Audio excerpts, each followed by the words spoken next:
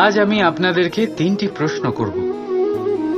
তাহলে প্রথম প্রশ্ন, এমন কে আছে যার ওপর আপনি অনর্গল প্রহার করার পরেও সে হাসে আর আপনাদেরকে আনন্দ দেয়? আপনাদের উত্তর হবে ভূমি বা বৃক্ষ। দ্বিতীয় প্রশ্ন, এমন কে আছে যে আপনার কিছু না বলাতেও সব জেনে যায়, সব বুঝে যায় আর নিঃস্বার্থভাবেই আপনার সাহায্য করতে থাকে? এবার আপনাদের উত্তর হবে ভাই বা বন্ধু।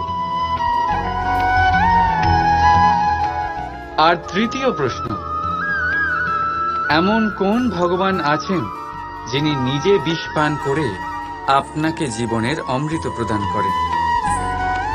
আপনি হয়তো উত্তর দেবেন মহাদেব।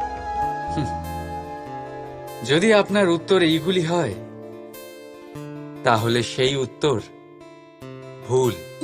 এই সমস্ত প্রশ্নের একটাই সঠিক উত্তর আছে, আর তা হল মা। স্তন্য পান করার সময় আপনি পা দিয়ে কত তাকে মেরেছেন, কিন্তু তাও উনি হাসি মুখে আপনাকে আশিস দিতে থেকেছেন।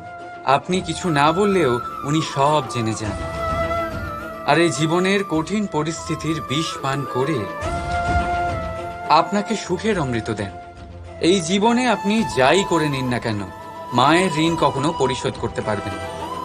যদি কিছু করতে চান তবে জীবনের আনন্দের মধ্যে, অনুভূতির মধ্যে আর ধন্যবাদের মধ্যে নিজের মাকে মনে রাখবেন,